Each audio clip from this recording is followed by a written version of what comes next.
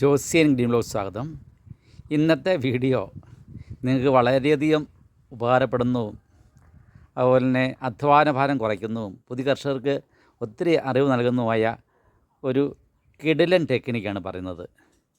അതായത് പെട്ടെന്ന് തേനീച്ചകളെ കൊണ്ട് ഹണി കൊമ്പ് കെട്ടിക്കാനും അതുപോലെ കൂട് പിരിയുന്ന പ്രവണത കുറയ്ക്കുവാനും നല്ല ക്വാളിറ്റിയുള്ള തേൻ ഉണ്ടാക്കുവാനുള്ള ഒരു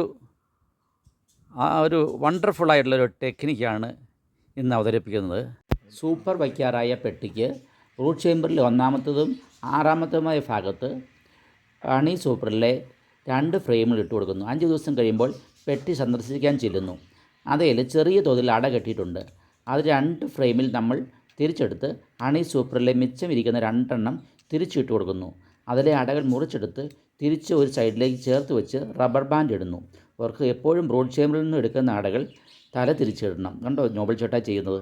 ഇനി 5 ദിവസം കഴിയുമ്പോൾ ബ്രോഡിൽ കിടക്കുന്ന 2 അടകൾ കൂടി എടുത്ത് മുകളിലേക്ക് ഇതുപോലെ കട്ട് ചെയ്തിട്ട് കൊടുക്കാം. ഇനി സെക്കൻഡ് സൂപ്പറിൽ അടുത്ത 2 എണ്ണം കൂടി ഇട്ട് കൊടുക്കണം. അപ്പോൾ സീസൺ ആരംഭിക്കും എല്ലാം ഫ്രഷ് അടകളായിരിക്കും. എല്ലാവർക്കും അറിയാമല്ലോ, ഫ്രഷ് അടകളിൽ നിന്നും തേൻ ശേഖരണം കൂടുതലായിരിക്കും. അതുപോലെ തന്നെ തേനിൻ്റെ ക്വാളിറ്റിയും വളരെ കൂടുതലായിരിക്കും. ഇവിടെ അട മുറിക്കാനോ ചെത്താനോ ഒന്നും പോകണ്ട, നമുക്ക് നല്ല തേൻ ലഭിക്കും. പഴയ അടകളിൽ ഉണ്ടാക്കുന്ന ക്വാളിറ്റി അല്ല പുതിയ അടകളിൽ ഉണ്ടാക്കുന്ന തേനുള്ളത്. പുതിയ അടകളിൽ തേനീച്ച കിട്ടുമ്പോൾ അതിൽ തേനുണ്ടാകുമ്പോൾ അതിൻ്റെ നിലവാരം എല്ലാവർക്കും അറിയാമല്ലോ. പുതിയ കർഷകർക്ക് ഇത് എളുപ്പമുള്ള മാർഗ്ഗമാണ്. മുകളിൽ പറഞ്ഞ പോലെ ചെയ്താൽ ഒരാഴ്ച കൊണ്ട് തേനീച്ച തേൻ ഫില്ല് ചെയ്യും.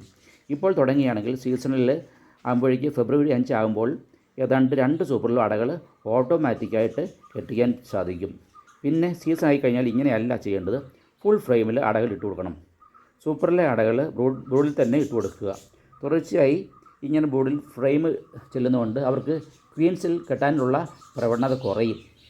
അതുപോലെ സൂപ്പറിലേക്ക് ഈച്ച കയറുമ്പോഴേക്ക് ചൂട് കുറയുകയും സ്ട്രെങ്ത് കുറയുകയും സെല്ല് കെട്ടുന്ന പ്രവണത കുറയുകയും ചെയ്യും. യാദൃശ്ചികമായിട്ട് റാണി സൂപ്പറിൽ കയറിയാൽ മുട്ടയിടാനുള്ള സാധ്യതയുണ്ട്. മുട്ടയിട്ടാൽ ചെറിയ കുപ്പിയിൽ സ്പ്രേ വെച്ച് വെള്ളം അടിച്ച് കളഞ്ഞാൽ മുട്ടയൊക്കെ പൊയ്ക്കോളും. പിന്നെ ക്യൂനെസ് കൂളർ വെച്ചാൽ റാണി മുകളിലോട്ട് കയറുകയില്ല. കുറച്ച് പട്ടിയുള്ളവർ എപ്പോഴും ക്യൂനെസ് കൂളർ വെച്ച് തന്നെ ചെയ്യുന്നതാണ് എളുപ്പം. ഈ വീഡിയോ നിങ്ങൾക്ക് ഇഷ്ടമായ ലൈക്ക് ചെയ്യാനും ഷെയർ ചെയ്യാനും അതുപോലെ സബ്സ്ക്രൈബ് ചെയ്യാനും മറക്കരുത്. തേനീച്ച സംബന്ധമായ വീഡിയോകളാണ് ഇടുന്നത്. നിങ്ങളെല്ലാവരും ഇത് കണ്ട് ഇതുപോലെ തന്നെ അനുവർത്തിക്കുക. Thank you.